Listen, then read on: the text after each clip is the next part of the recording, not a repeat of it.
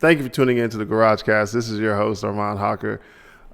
This episode is brought to you by the Rival Collection. The Rival Collection is an urban apparel clothing brand, men's fitness apparel brand. If you were listening to this episode, if you listen to this podcast right now, you know all about it. If you need sunglasses, hats, water bottles, koozies, no, they don't have koozies. Anything that you need fitness apparel-wise, head on over to therivalcollection.com. That is therivalcollection.com. Use the discount code GarageCast at checkout for 20% off of your total order. Look, I didn't have to read that. It's embedded in my brain. Rolled right off the tongue. Right off the tongue. This episode is also brought to you by the Arman Hocker Project. If you want to find out about the Arman Hocker Project, go ahead and log into YouTube or wait until the YouTube people show up to record things and ask them about the Arman Hocker Project. Type that in. You'll find out all about the Arman Hocker Project. Go ahead and follow me on Arman_Hocker on Instagram and follow the Garage Cast on Instagram at the Garage Cast. All one word, ladies and gentlemen. Now, without further ado, let's talk about our host today. My host today is Shiloh Kinney of Self-Worth, Overwhelming Positivity fame. He's been a guest on this podcast before. Without further ado, I think I already introduced you.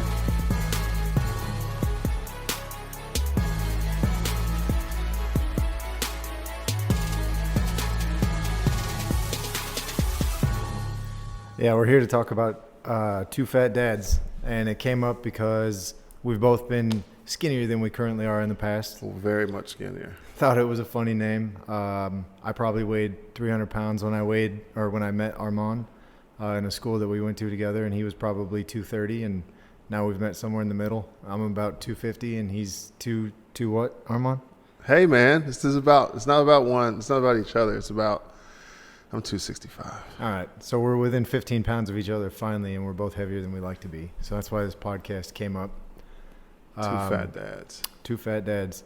I think the easy answer is we're both fat because food tastes so good. It does. And we like stuff that's not good for us. Hot sauce, ranch dressing, anything that had a mother at one time is pretty good on a plate.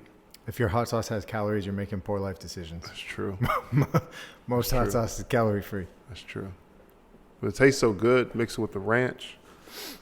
Anyway, so the title of this episode was kind of already, it's predetermined.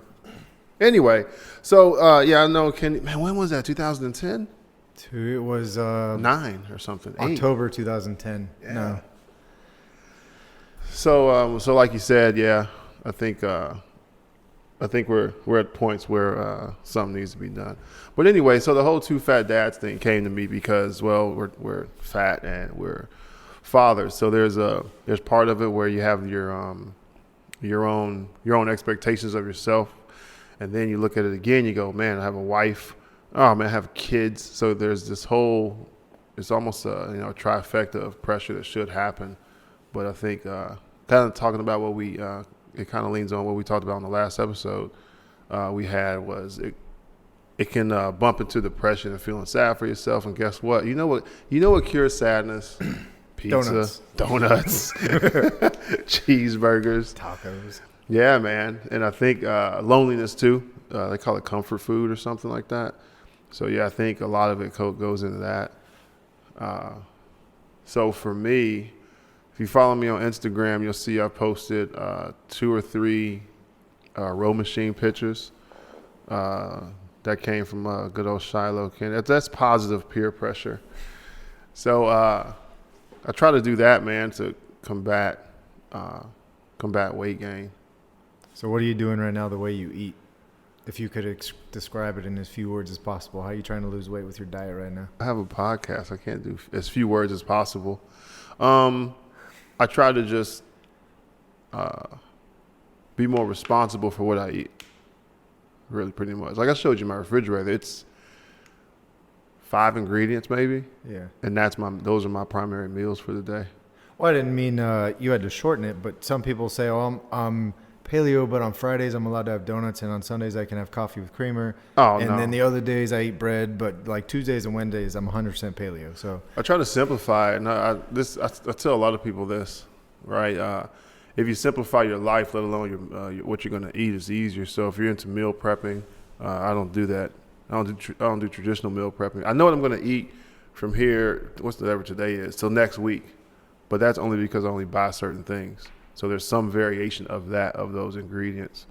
As far as eating other foods, I may or may not, but I do indulge in an occasional flaming hot Cheeto or taquito or some chilies, which, man, it almost made me sick, which is gross. But I try to do it how not alcoholics, but drinkers do.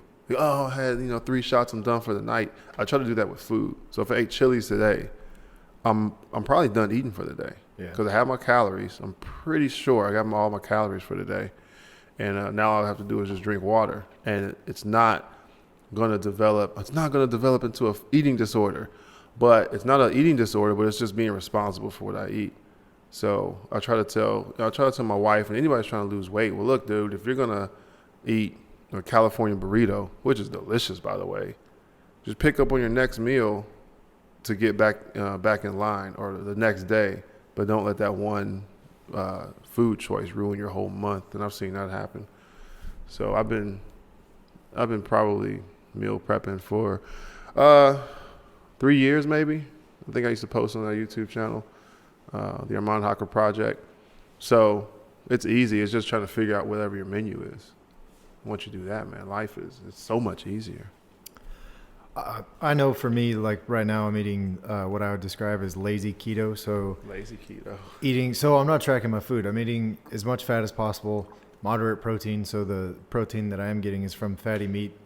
I eat a lot of greens. I don't really eat any vegetables that are any different colors. I know that later on I can include those, but the first few weeks, if you avoid the reds, the oranges, and stuff like that, when you look at the vegetables in the store, right, you're going to keep your carbs lower inherently. It means you'll stay away from sweet potatoes and bell peppers.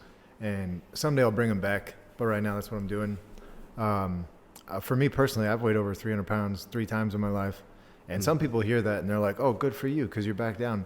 There's no reward for being 300 pounds 3 times in your life. Yeah. It definitely comes, for me personally, I know what I have to do to lose the weight, and I know what I have to do to keep it off. But as soon as I get comfortable, I reward myself, and my reward is always food. It's never T-shirts. It's never an Xbox, a rowing machine, or something that you can pick up and touch. It's always food. Right. So the last time I lost a large amount of weight was when I was getting ready to go to sub school, and I'd failed a PRT, and I was 306 pounds coming back from a deployment from Spain. And then I had to sit down and look my CMC and CO in the face and say, hey, right now I'm so far out of standards that I won't even pass this next PRT, but I'm going to lose X amount of weight. I'll get back in standards. I want you guys to recommend me for sub school. Right. And I think that the request was so brazen that they said yes, because my CO looked me in the face and said, if you're not, I'm going to sign this right now. If you're not in standards, I'm not going to hesitate to tear this up. Right. So I went from 306 to 230 in about 11 months with 6 days a week paleo. Sometimes I would go into keto, but it wasn't ever a planned thing. Sometimes I would just eat way less carbs and more fat. Mm-hmm. And then one day a week was a cheat day, and that cheat day was usually something I look forward to probably too much. And I think that cheat day, looking forward to it so much 6 days a week for a year, that when I hit the goal weight, it was actually 2 years later, I got down to 212, looked in the mirror, took the picture, almost had abs for the first time in my life. I was able to do pull-ups finally. Like, I'd hit all these goals. It's amazing. When you would think that you would say in your head, oh, this feels so good, I'm going to stay here forever. But I was like, I've wanted donuts and pizza and tacos and ice cream and all these things for the past year, and I don't want to wait till Sunday. So it was just that first decision of, okay, well, Sunday's cheat day. I just hit my goal. I don't want to wait till Sunday. And then I just made that bad decision over and over and over. Yeah. And over the course of the next 3 years, because it's now 2017, I got up to 280, hit keto again. There was several injuries in between, and I left submarines, and that was covered in another podcast. But got up to 280 out here, hit keto again, and now I'm down to 252. So, I mean, the weight isn't important. Scale victories aren't really a huge deal. If you lose 3 inches off your waist, it's much better than losing 10 pounds. Right. Especially because that 10 pounds can be water weight. for me personally, because of the herniated disc, the enlarged liver, and like gallbladder issues and a bunch of other stuff, for me personally, the scale number does matter until I get down to around 220. Then I can find a healthy balance and maintenance mode. Maybe eat a little bit more like you do, but for right now, this is what doctors say I got to do. Yeah. You were talking about eating donuts and all that stuff. That's why every adult, right? Unless you were just raised, unless you had horrible parents, every adult knows, the donuts and basically they call them Frankenfoods, right? All the junk food is just no good for you. If you can remember that, and I don't want to say eat in moderation, but if you can just control how much of that stuff you eat, and I don't mean control by buying 3 dozen vice 10 dozen, even though I've said that before. If you got a guy, 300 pounds, man, that's a lot. I can't imagine it's 300 pounds. But if you have a person that's, morbidly obese, 400 or 500, 600, that kind of stuff, you may have to say, hey, man, no, not 10 Big Macs today. You can only eat 4 because that's a reasonable restriction because of just how they eat. If that's how they got there. You never hear anybody gaining weight or putting on fat because of too much fruits and vegetables, right?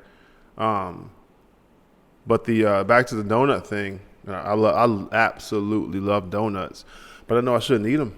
So if I go home, right, go back to the States, and my wife, and every now when I was home, at least once a month, because I get up before everybody, I would go to the donut spot and get a dozen of donuts, and you kind of feel what people like. So if they like the sprinkles and the icing, and I'll get a few of those.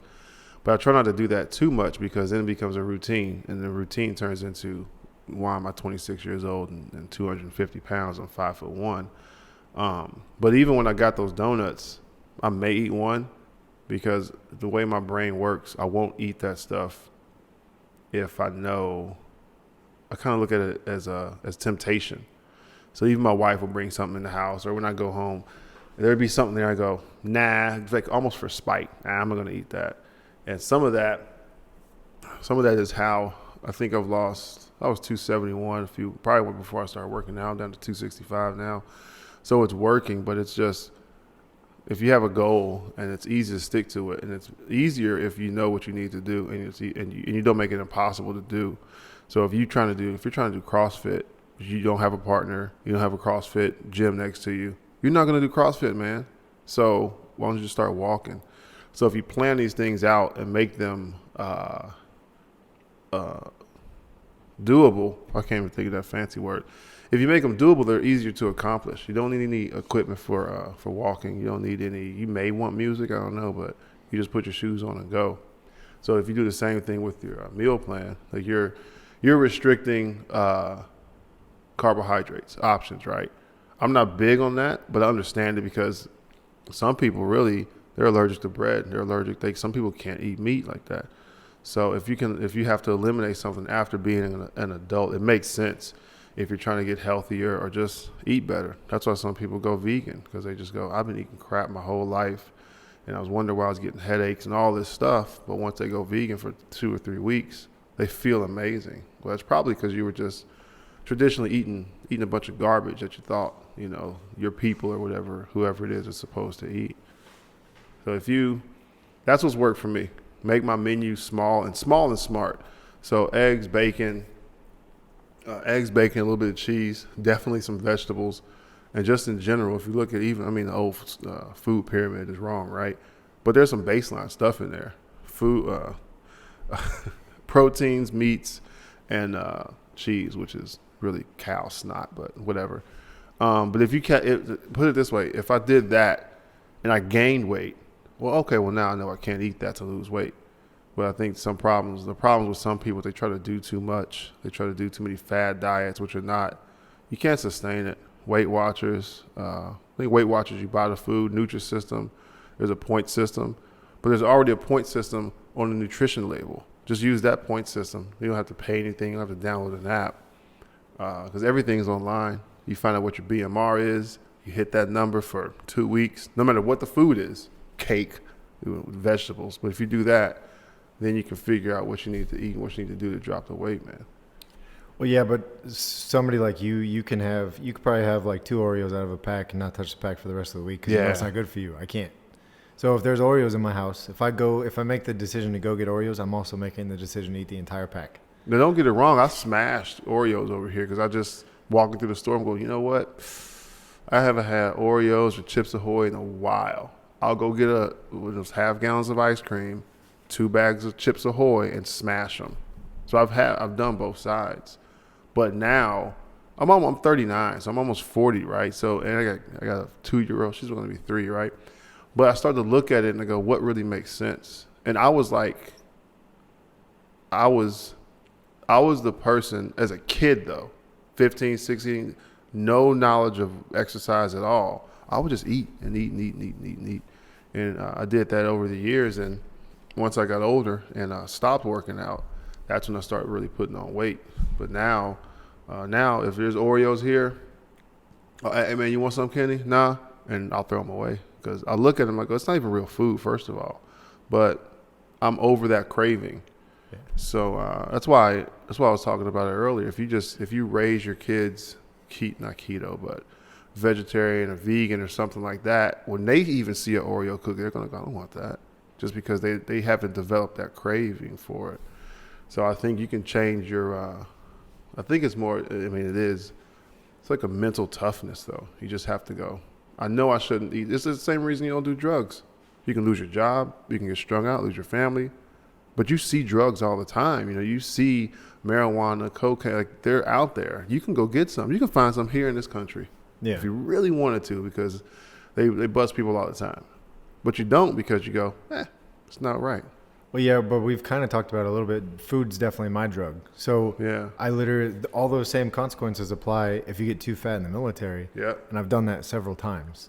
The first time I failed a PRT, and then I did a crash diet and crazy restriction and saunas and all that stuff. Right. And then I got back in standards, and then kind of fumbled around. I would do crash diets, or I'd find that, special friend that's going to help you out when you need help. Yeah. They always exist. And I barely made it through that way for a long time. Right. And then I got to where I broke my leg. I decided one day, anything I do extreme. So if I make a poor decision, it's an extreme poor decision. That's what I'm talking about. If I make a good decision, or a decision with good intentions that's also bad for you, I go too far. So I ran 5 miles a day every single day at 250 or 260 pounds, whatever I was, for 3 or 4 months. And then one day took a step and could not walk. Yeah.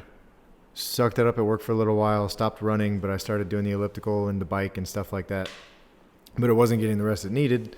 And medical kept saying, it's okay, it's okay. And then one day I was coming off of the top of a Connex box, which is just a big storage container. It looks like a trash truck. Came off the top of one of those, landed on that foot, broke my leg, and went from 250 to 300 pounds within, 5 months. And all that comes from every time I get hurt, I put on weight because I never learned a healthy relationship with food. To back it up, when I wanted to join the military, I weighed 340 pounds. I was with my amazing wife. Amazing. Told her, well, she's been there. Literally, people see the picture and they're like through thick and thin. Yeah, no pun intended. I met her when I weighed probably 300. Stopped making a lot of the poor life decisions I was making at the time because she was a really good influence. So the alcohol and the drugs and the poor decisions and all that stuff, that all went out the window. And then all of a sudden I was like, well, what do I do with my time now? So I ate, put on 40 pounds, hit 340, which was, it sounds like it was a goal. It was not. It was definitely a milestone. I'll never forget seeing that number on the scale. 340 pounds? Yeah. And I can picture you that big. Yeah, that doesn't look real. No, it looks fake. That looks like prosthetics, dude.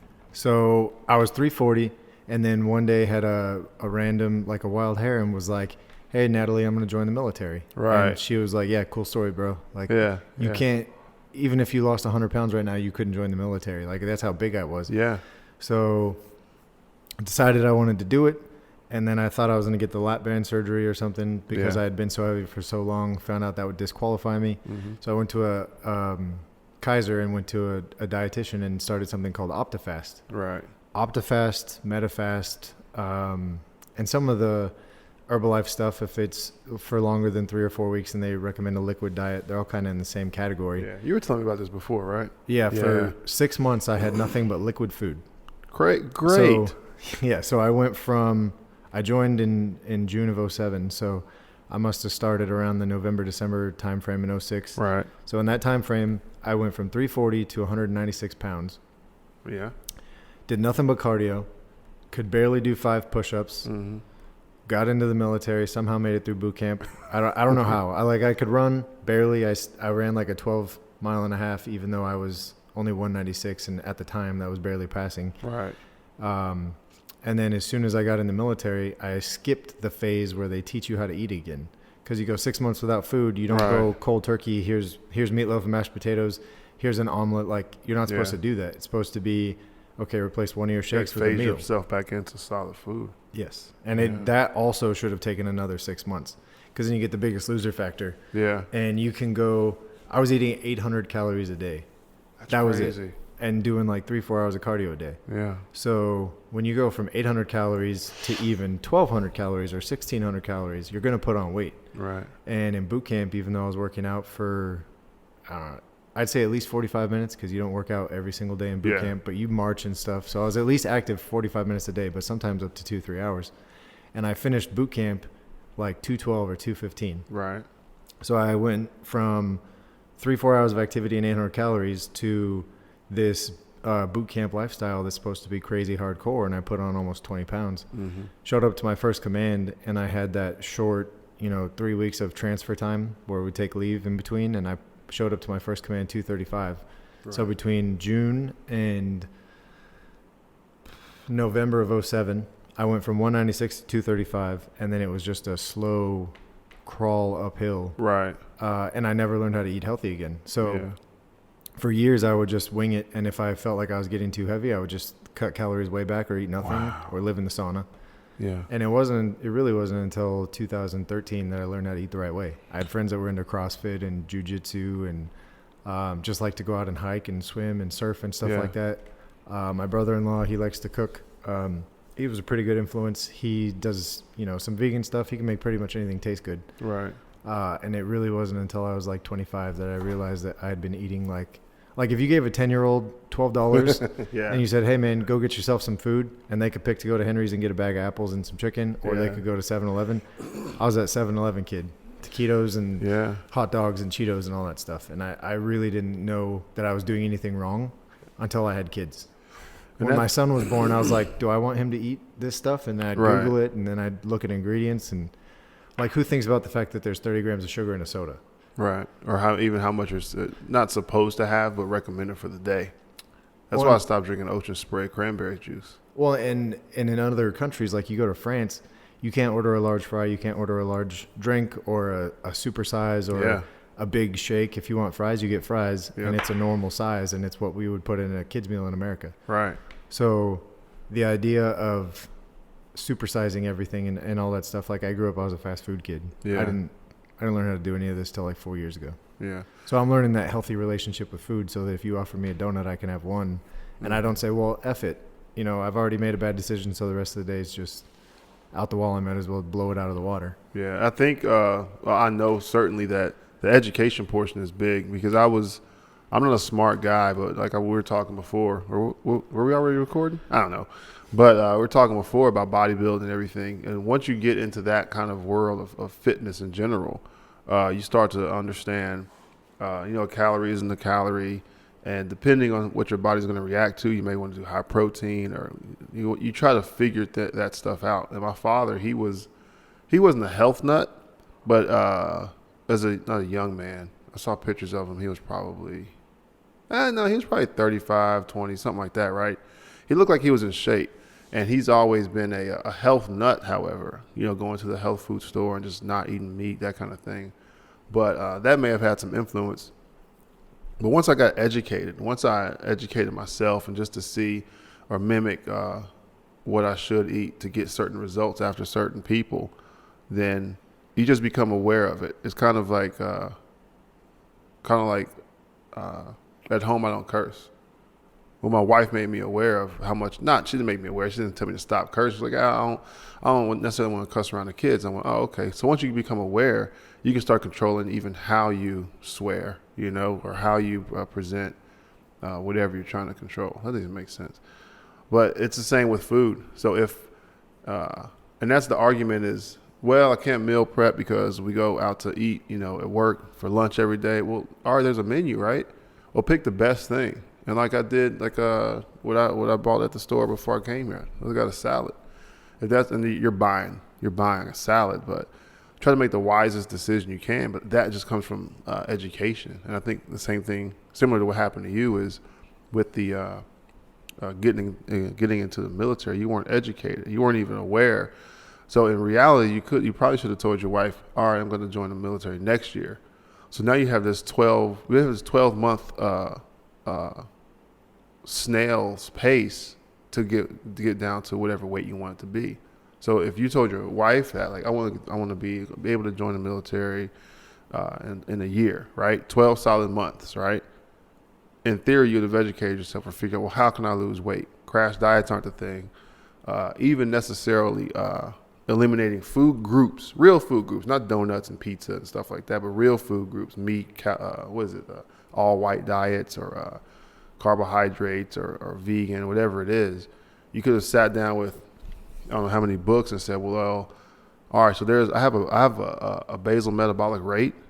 Whatever I sit down and watch TV at all day, I'm going to only burn this many calories. Let's start off with those calories. So you hit that number and you do that for a month or two, and you'll lose weight because you're used to being at a caloric surplus.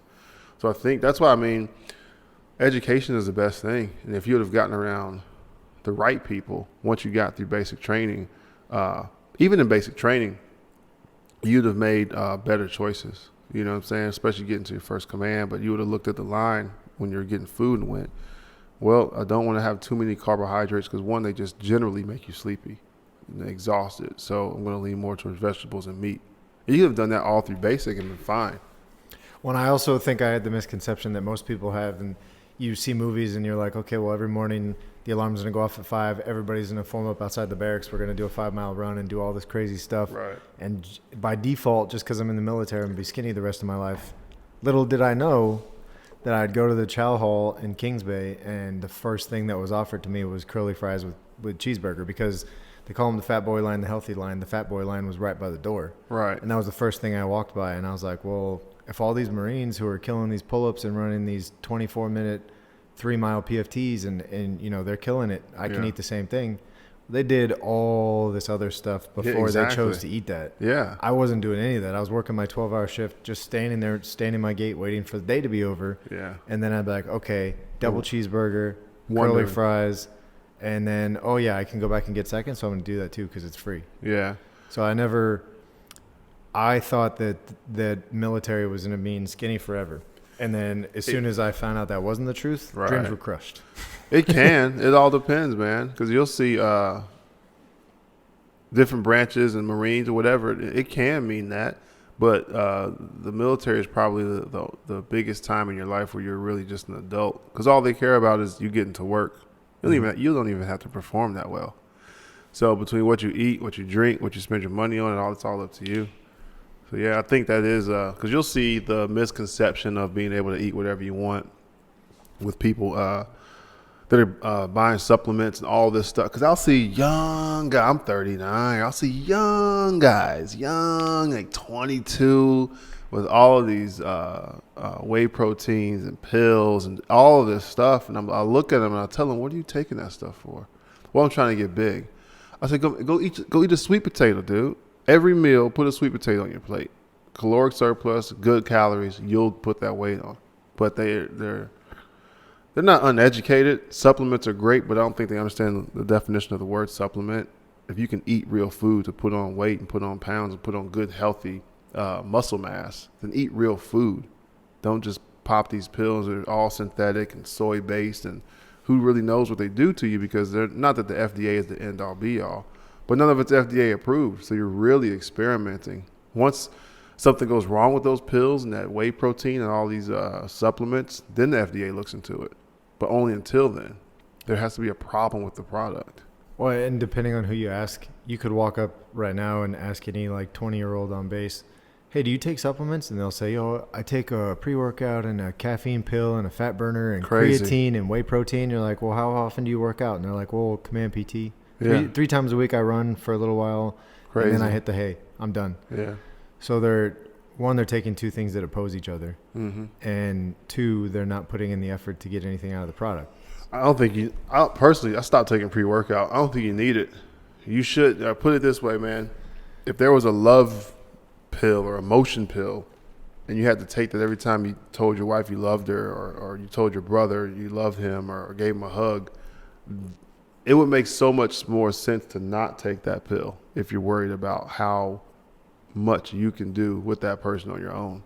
But when it comes to working out, there's pre-workouts, there's fat burners, all these things that I look at, and I've used them before, but I got educated and I said, I don't think I need that stuff. And since I've stopped taking pre-workout, my results haven't changed. I don't think pre-workout worked for me anyway, but I feel tired in the gym. Well, because I didn't get sleep. Like this morning, struggling in the gym because I didn't sleep well. I think I only got 3 or 4 hours because I was up until midnight it was just a bad night. And how I know it's a bad morning is if my alarm wakes me up, and it did. Usually I'm up about an hour before my alarm goes off, so I'm loose. I'm like, all right, well, let's go to the gym now. This morning my alarm went off, and I went back to sleep. I left here about 5:30 to go to the gym. But pre-workout wouldn't have done anything for me, But I think it's a placebo effect for a lot of that stuff. Fat burners. So if you take a fat burner and you're going to go work out, well, this is what you do. You do your set. And then I saw a kid in the gym that they doing it. He would do a set of whatever, all his exercises, and he would run in place. Oh, I guess he's keeping his heart rate up in between sets. So if you do that, that's your fat burner. And guess what else you do? You save $47. So you don't get whatever. I don't even know what's out there now anymore. But I think the biggest thing is just not knowing why you're taking it, but what you're taking and what the cause is. Because you'll see people, I got to have my coffee in the morning. What happens if I don't get you your coffee or whatever? What happens? Angry headache. But it's angry because you choose to be angry. People won't go, I guess I'm not getting my coffee. Let's start working. They'll focus. It's a drug. Coffee and caffeine, it's all a drug. It's the most widely used drug in the world. Yeah. But I look at people and I go, you don't need that coffee to start your day. You choose to need it. And people don't want to hear it. So I'll tell those kids, what are you taking all this stuff for? Like for us, right, what we do, take a supplement because you won't be able to go sit down and eat. So take something that you can consume that has calories and high protein. You're fine. But don't eat a meal and take a shake when you can just get more food. Not more burgers and fries, but get a burger and get another patty. Like there's wise ways to put on more calories in a smart way with food. It doesn't frustrate me anymore, but I look and I go, man, the supplement companies have you by the freaking nuts, man, because you're blindly just buying stuff, One has a guy that's super ripped on the page, and depending on what magazine you're looking in, may just have a guy on the page that says, I took this for 6 weeks and this is what happened. Mm-hmm. Doesn't say that he was on a calorie deficit and did an hour cardio a day and all that stuff. But I know for me, what always works is being around my kids. I won't make the poor decisions in front of my kids because I don't want my kid to go back for second and thirds. I don't want them to, like we talked about last time, I don't want to not be willing to take my shirt off at the beach because I don't want my son to be like, oh, well, dad wears a t-shirt at the beach. I'm going to wear a t-shirt at the beach. Yeah. That creates issues that you're not even thinking about. It's not even in the realm of thought for you to think, oh, okay, well, if I wear my t-shirt, he's going to wear his. Then he's going to have body image issues and all these crazy things. So as soon as they're around, I make good decisions. Right. If I make a bad decision and I'm home, it's when they're asleep. It's during nap time, or if I get up at like 5 a.m. for some reason. Yeah. Once a week, when I was doing the 1-day cheat day, I'd go out and I'd get half a dozen donuts, and we would all get our own, and then we would split the rest, like cut it in a bunch of pieces. Right. And that was a good way to do it because you could enjoy something with your kids, and everybody gets a piece, and nobody gets too much. Yeah, yeah. But I definitely got probably a year out of practice. So I gotta build those good habits back up before I go home. And I'm like, hey, I brought home a dozen donuts. There's only 4 of us. How's this Right. gonna go? Oh yeah, Dad's gonna eat 6. So I look at it, the way I try to stay balanced is understanding that I represent my wife, I represent my kids, I represent the military. So I don't want people to look at me and go, "What the fuck? Like that guy is X, Y, and Z." I want them to look at me and go, "Wow, I want to, he looks good," or "That's what I expected to see from a guy in the military," or whatever. So I try to keep that. I try to use that to kind of ground me because, and also even for your kids, you don't, like you said, you don't want them to subconsciously develop this. Not that it's wrong, but this love or compassion for big fat men, because if your son or daughter, well, I guess 2017, right, brought home some big fat man and it's their love interest, you're not gonna think, oh, my freaking child is in love. You're gonna think, why are you bringing this big fat dude to my house? which I'm sure is what my mother-in-law thought. Yeah, but I mean, it's Diamond in the rough. yeah. But if you raise your kids to, one, be smart, eat healthy, Yeah. and understand that adults have their recess taken from them. That's why you'll see adults lumbering with their kids when they're playing, because when's the last time an adult had had recess that isn't in some intramural 30 and over league? They're always out there struggling, or the adults sitting on the freaking bench and their kids are running around playing. Yeah. So if you raise your kids in that, and you're the example of fitness, and that's kind of where I kind of guilt myself. I said, well, I'm getting up every morning at 5, going to, not anymore, because my wife made the garage a Lula room. But Says the man with the LuLaRoe t-shirt on. I mean, I gotta support the family, dude. Right. But if I'm exercising every day openly, and I'm coming back from in the morning sweaty because I just went for a walk or a run, and they're seeing what I'm eating, and I take my shirt off, and I may not have some 6-pack abs, but I look put together, then kids are smart. They can see that correlation, and especially when they're around 10 or 11, when they start to, just start to think more. Not 6 or 7, they don't know anything, but like 10 to 15 maybe, when they're getting self-conscious about their body, or they start to see, well, I'm not eating like mom and dad, and my face is fat, and the kids are making fun of me. So maybe I should eat. Maybe I should ask them, because if I'm eating, and that's what I like about my daughter, I love it, that she's a fruit fiend. She'll knock out a box of strawberries and blueberries or whatever it is. So if I can if I can use that to kind of rope her in, to keep her in that good food choice kind of arena, then it'll help both parties. And then hopefully then my wife will follow, and my other 2 children will follow. But you have to kind of be the example and use, it's like a rubber band. The rubber band doesn't stretch without the other end being held. It's you need both sides. So if you can use that to kind of keep yourself grounded, you'll be fine. I always keep it in the back of my head, man, Well, and I know my mother-in-law probably definitely did think, who's this huge guy? Well, yeah. So my wife had a job. She was in community college.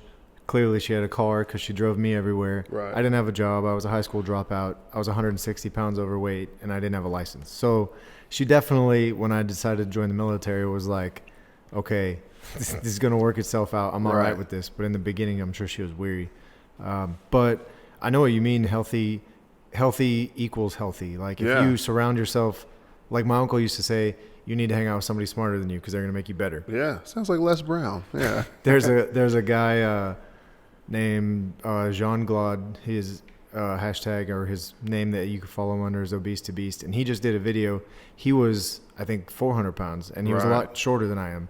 And then he got down to 205, and he's maintained. He hasn't hit that roller coaster that I hit. He maintained for a long time. He's doing great. But he did a video on if he was attracted to big girls, and it got a lot of anger and hate because he said that he would never date an overweight girl. Right. And the conversation back and forth was, if I put all this effort into my life to be as healthy as possible, why would I seek somebody out that's 100 pounds overweight? Yeah. Just because I used to be fat doesn't mean that I only want to date people who are heavy. Yeah. I want to be around people that have the same idea and lifestyle that I do. And that applies to anything. So that's a big thing. Yeah. And it was crazy how many people were like, well, you used to be overweight, so you should like overweight people. And he was like, no. If you quit drugs, you're not going to go hang out with a bunch of people that are doing drugs on the corner. You're going to separate yourself from that entire lifestyle. You want those like-minded people, whatever it is. It's like I would love to talk to other podcasters all the time just because they're probably doing something I'm not that's working for them that could work for me. It's just you want to move forward. Yeah, that's big, man. And I feel like as the man of the house, you have to kind of spearhead whatever that movement is, whether it's cleaning the house every day, whether it's being hands-on and being like a Mr. Fix-It, whatever that is. You want to kind of breathe that into the family if it's not already there. So for us, it is eating healthier every day. Those cheat meals or whatever, I don't like to call them cheat meals, but those, cheat meals are few and far between, and then you can start to really make it a game. Like you said, you chop up the donuts, whatever it is, 4 or 6 of them between the whole family. You don't at least feel like you're just smashing donuts. And eventually you can wean yourself off of that treat, because one day you could say, every time I eat them, I feel like crap, right? And guess what? That'll most likely spread with between your wife and kids, right? Because that's just how it is, man. So what's your next big personal fitness goal? Like, what are you trying to do next? You trying to get super skinny? You trying to hit 1,000-pound club? What are you trying to do? Yeah, I'm doing that weightlifting thing on the 30th, I think it is. So I won't hit 1,000, but I wanted to do it to see where I was. I think I'm gonna be about 800 or 900 pounds. But I think my ultimate goal. Did you say ultimate or what? Well, yeah. What's the next thing? A year from now, what do you want to see when you look in the mirror? I'll be back down to 215. Because 215, I was nice, tight. I was tight. Be around 215, 220, somewhere around there, a lot more manageable. Yeah. Plus, the older you get, the harder it is to maintain certain things. So if I can get down to 220, what I said I wanted to do when I was here was get skinny. But I'm not smart enough to figure out how do I do that while I weight train, because I'm not Brad Pitt in Fight Club. That's what I mean skinny, where I think my frame wouldn't let me do that. You know what I mean? I'm not big bone, but just the way my body just holds mass, it'd be difficult to do that. But if I can get to 220, 215, I'll be straight, because that'll be manageable, 6 feet tall, 215, 220, weight trains. And what else? A father, a man, what else could you really ask for, Well, and that's the big thing. I don't want people to not see me for 2-3 years and then be like, hey, you're way skinnier than I saw you the last time, or hey, you're way heavier. I want that conversation to be off the table. It's not going to happen until I've maintained for a while. I mean, if you gain or lose 40 pounds, somebody's going to notice. You're going to get a comment. Right. But I just want to be fit. I want my fitness to not be a topic of conversation. I want to motivate people, but I definitely don't want people to be like, oh, hey, last time I saw you, you were 260. You look great now. Like, that'll be nice to hear, but it's not, I've heard it enough times. Like, I've been over 300 pounds 3 times. And it's not fun.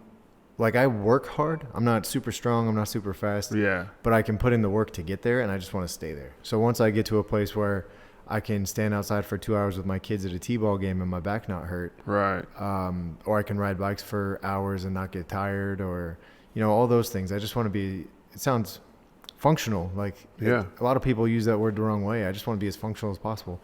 And I want to be able to keep my career. And like, one thing drives my wife crazy.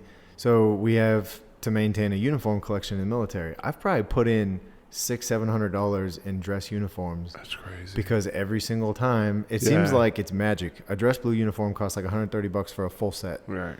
And then every time I put on weight, they're like, hey, it's that time of year again. Yeah. And I don't even think about it in my head until I have to do it. I probably bought 4 sets in my career. Wow. When most guys, they're like, okay, this was my one in boot camp. 10 years in, I had to get another one because I put on a little weight. Yeah. And I literally have a collection.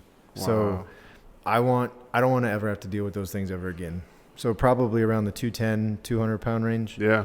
And just stay there and be able to do something like if it fits your macros or a flexible diet, so I could actually, make good choices or make bad choices. But if you eat within your 2,100 calories or 2,400 or whatever it is, if I can stay there and not just be like, I'm trying to quit 4-letter words, but I call it full-blown effort. Yeah. Once you've hit that point and you're like, oh, I've already made a bad decision, I'm just going to keep it rolling. I want that part, that piece of my brain to go away. I'm trying to retrain it. Yeah, you but the thing is you're aware of it. So you can. It's just about taking that first step 10 times instead of taking it and looking at it, oh, I failed, I got to start over. Just take the first step 10 times and you'll get through it. You were saying something about not being the example. Oh, man. You said something about not wanting people 40 pounds up, 40 pounds down, not wanting people to, have that be the topic of discussion. So the way I look at it is if you live a certain lifestyle, right, moving your body, the body loves to move. So you move your body in a focused manner, whether it's CrossFit, whether it's soccer, whether it's walking, whether it's running, right? Usually weight loss and or muscle development is a byproduct, or I like to call it a direct result, direct product of the activity. So if you do that, you won't have to explain anything. When you go to Thanksgiving dinner and you literally, you have the plate, right? And there's the ring around the plate and then the actual plate surface area. When you have a couple of things of turkey and a little bit of stuffing, but you basically eat a lot more meat in a small amount of stuffing. When people look at you and you look like you're pretty active, it's not an issue. It's not how do you eat like that and look like that, and that's what I think brings up the conversations and some of the maybe not the scrutiny, but when people see skinny guys and shake guys eat like pigs, they think, well, I can eat like a pig too and get that. No, that's not how it is. So I think, you and me and everybody listening to this, I think if you live a lifestyle and you eat the right way and you exercise and you move, just practice that and that'll speak for itself. And just like the conversation we had in 2010, which I may have insulted you, but the inspiration is in the product. Right. It's not, and I don't think anyone walks around is going, I know how to be fit and I do. No, people usually see somebody, and I've done it for years in the gym. Hey man, what do you do for shoulders because your shoulders look like this? And they'll usually tell you. Now you can't take that one piece of information as gospel, but you can say, all right, well, I'm going to do that exercise. I'm going to add that exercise to my regimen. So if you're looking nice and slim, you're Slim Kinney now, you change your Instagram name, right? But if you do that and you give people these little bits of information like, well, yeah, man, just, stop eating after 7. You may do that by default because you'll look around and go, well, I meal prep and I have my 5 or 6 meals or whatever it is for the day. So, man, yeah, I noticed around 7, after 7, I don't eat. That could be the one step that this person does. And in a month, they talk to you and they're like, yo, I stopped eating after 7. I've lost 10 pounds this month. And then you can work into, eating certain things or exercising. But I think you have to just be it to be the example, and that'll drive people. It'll get that fitness question off the table because they'll look at your plate, or if you're home for vacation or at your in-laws' house, and you get up and run at 6 p.m, they go, oh, that's how he stays fit. It's no mystery. Yeah. They may say, they may comment, oh, you do that all? Yeah, try to run 3-4 times a week. Oh, and that's it. But it's not this, this overwhelming subject, man. Well, and that's what it's been my whole life. And definitely one of the proudest moments I ever had was when I started getting messages from people on either Instagram or Facebook where they would say, I saw you before and I never ever thought you'd be capable of losing 90 pounds, which was kind of a little jab, but at the same time, it was a huge victory because they're like, I never thought you had it in you, but you did this, so help me. And it wasn't just overweight people. It was people that I considered in decent shape. Like there were people that would say, you finally got your first pull-up. I can't do pull-ups. How do I do that? Yeah. And I'd be like, well, yeah, but you can bench 275 and I just want to bench 225. Yeah. But it was an open conversation where I felt like people that I put on a pedestal because they were super fit, that I was on a level playing field with them. And that was definitely one of the highlights of that point. And that's what I want to get back to. And so the big hashtag that I've used for years was Operation Fit Dad and Lead by Example, and those are the two things I want to do. Right. My kids are my driving force. My wife's my driving force. It's why I have the job I have. It's why I try to stay fit and be healthy, and it's why I try to have a healthy mind, body, and spirit. And lead by example is the same thing.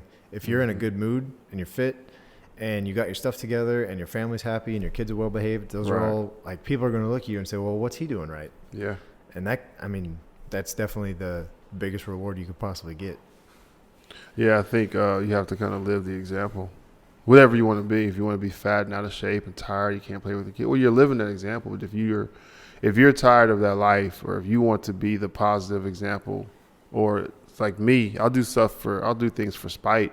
You know, I'll just go, nope, I'm not eating any sweets this week. I did that for Lent, right? I didn't eat sugar, right?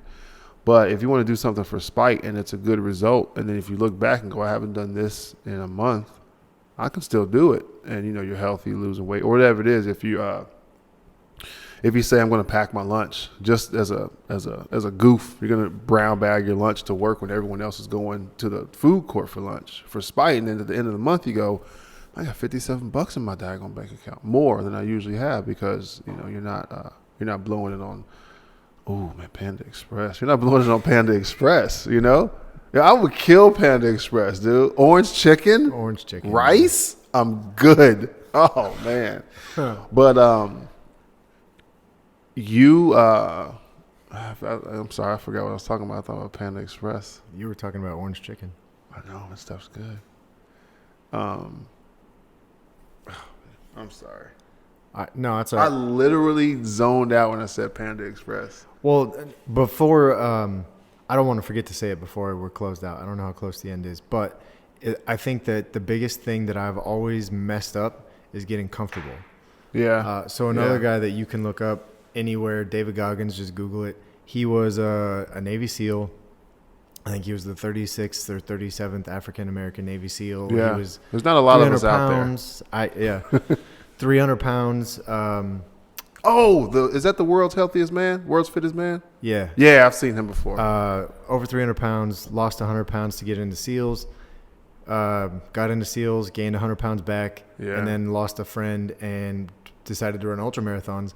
And now that guy is back down to another 100 pounds, weighs 196, has a hole in his heart that he had to get fixed twice, and still gets up and runs 10 miles every single morning. And, his driving message, the thing that he pushes every single day when he does all of his motivational speeches, is you can't have an endpoint. Because I had an endpoint so many times. And that's the problem. Yeah, you have to be able to, and like I tell people, you have to work or think through whatever the goal is. Because I'll look at it, and when I started losing weight, I said, man, I'm 220. Let's see if I can get to 215. And I think that's a very good message, man.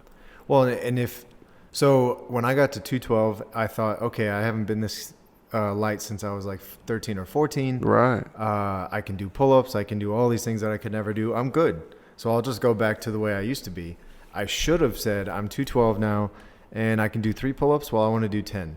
Mm-hmm. Or I'm 212, maybe I can hit 199. Yeah.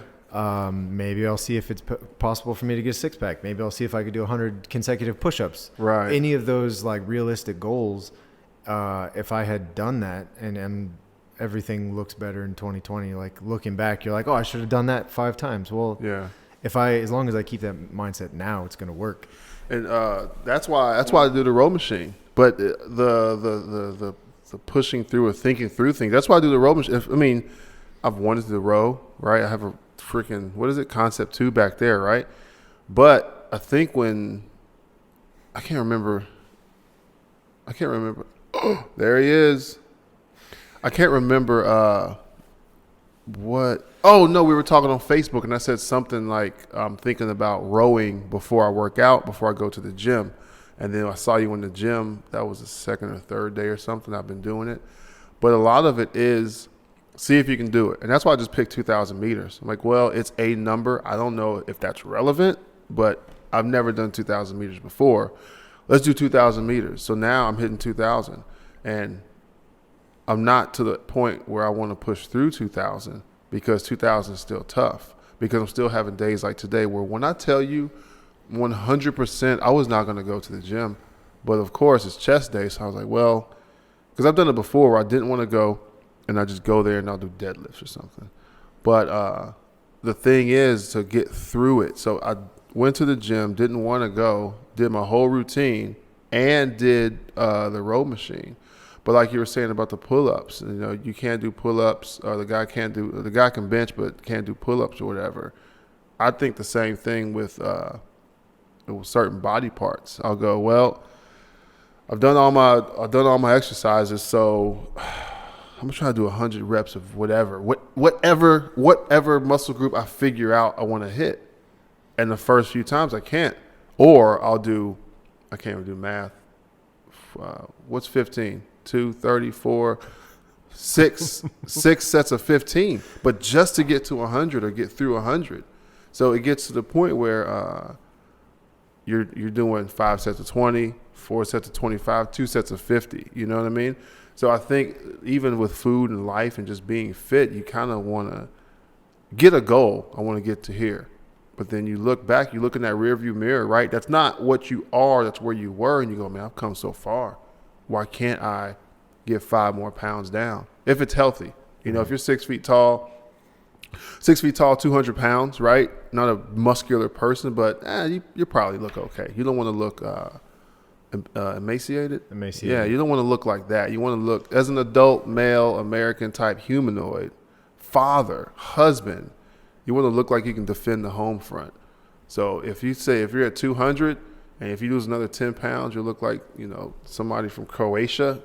Stay at 200, but try something else, Well, and there's a bunch of reasons that for me personally right now, I need to weigh a certain weight, and those are all health related. Right. But if you look at 2 different pictures, and I can't do it right now because I only have my phone, but if you look at me at 196 before I went to boot camp, a bag of bones with 0 muscle definition who could probably do 5 push-ups, and I don't even know how I finished boot camp. Right. That's what 196 pounds look like after 6 months of a liquid diet versus 212 at the end of 2014 when I could do pull-ups and I could run 3 miles in 22 minutes, and I had all these milestones that I was so proud of. Right. That 212 was way better and way healthier than that 196. Yeah.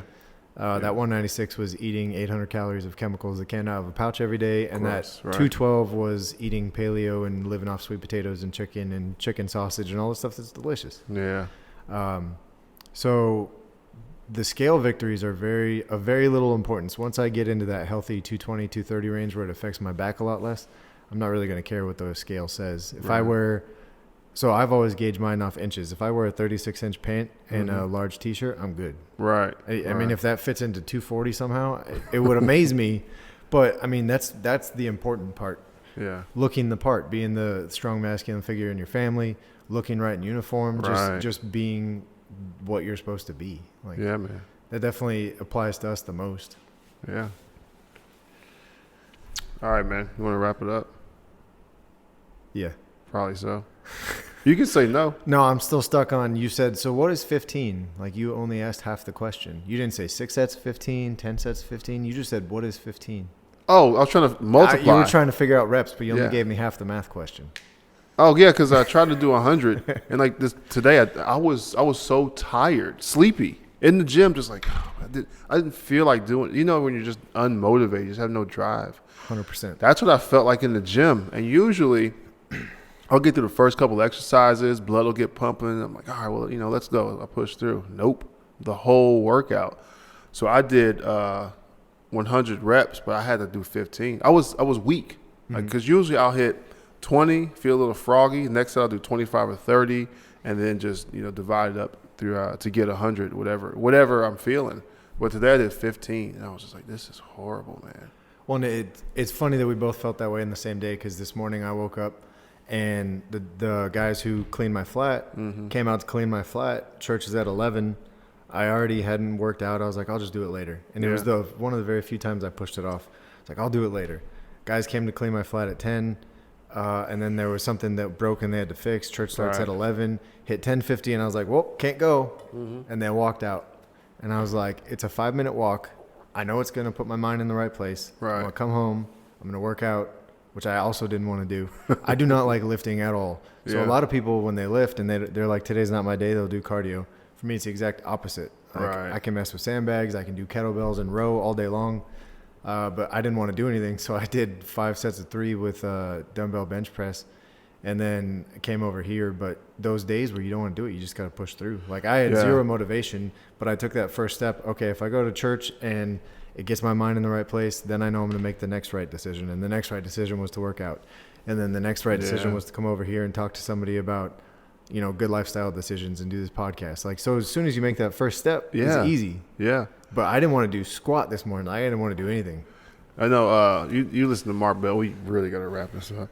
But you listen to Mark Bell, and he's the one, and I've known this before, but he's the only person I've heard to say publicly that if you don't want to work out, if you don't want to go to the gym, do something. And he was saying that, he's been weight training for 30, 40 years. I don't know how old he is, but he said a lot of times he doesn't want to be there. But if he gets to the gym, I'm here now. So, like, that's why I did deadlifts. I was like, well, deadlifts are my strongest lift, too. So, I'm going to not do what I'm scheduled to do, but I'm going to kind of have a pass because I know I can do I think I did like 12 sets of 315, three sets. Yeah. Jeez. But I was because I just didn't feel like it. So, I got 315 on the bar, and I was like 3 or 4 reps, done. 3 or 4 reps. I did a lot of sets. But I didn't feel like I was going to be able to do curls or squat. I was like, nah, man, I'll just do deadlifts. So if you get to the freaking race, just cross the finish line. No matter how long it usually takes you is irrelevant at that point. But just cross the finish line, and that's a successful day. Well, and the second somebody passes you, if you don't want to be there, you might get a little competitive. Yeah. That might put the fire in your step. That's how it is in the row machine. I'll be there by myself. That's what I put on that guy last next to you post. didn't Yeah, know you were racing he didn't and know you we were were. racing, but I won, dude. But it's like that because I'll be just one, and I'll just row and row, and then some guy will be next to me burning it up. I'm like, oh, I gotta catch this guy, and I'll just go faster and faster until I get winded because I can't figure out breathing yet on the row machine. But a guy jumped on upstairs next to me the other day, and I think he thought he was a little guy. He was like, "Oh, I'll keep up with the big dude." Yeah. So he got on. He hit his pace, and I was doing a 5,000 meter row, and I was pacing like I was doing a 500 meter row. yeah, And it definitely kicked my butt. But the second he was there, I was glad when he was done though. Yeah. I did not maintain that the whole workout, but definitely the 10 minutes he was there, I was like, oh, I'm not gonna let him beat me. yeah. So it's always fun when you have somebody to compete with. It makes it more interesting, and competing with yourself is good, but it's not always easy. It's like-minded people. Yeah. Think about it. All right, you got any last words? Stay motivated. Stay motivated. Operation Fit Dags is hashtag. Shiloh Kinney is his name. Overwhelming positivity. Self-worth. I love that. Self-worth. I love it so much. I wish I thought about it. I wish I thought of it. Because you told me that earlier this month, and I was like, man, that's amazing. It applies everywhere. You know? Well, and yeah, I know. So yeah, we're closing it out finally. But self-worth means you're worth the effort. Like, Yeah, make you that are. first step. If you weigh 500 pounds, eat a little bit better than you did the day before. Cut out a milkshake. Cut out your gallon of soda. Like, Yeah. if you are already super fit, but you have the next goal, like you are worth putting in the time and effort to get wherever you want to be. Whatever that is, that applies to you, that's you're worth that. That's what self-worth means. Yeah. All right. I'm going to sign off. I don't know. If you have any questions, hashtag GarageCastPod, and eventually I'll start answering the questions that you ask me.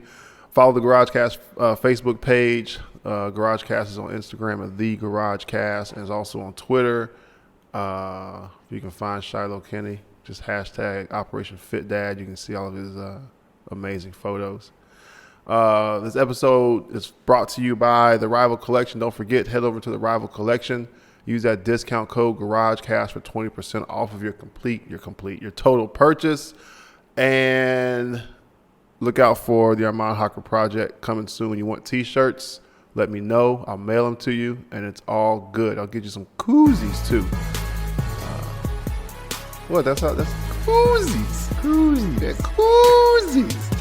Yeah, thank you guys for listening, and I'll see you next week.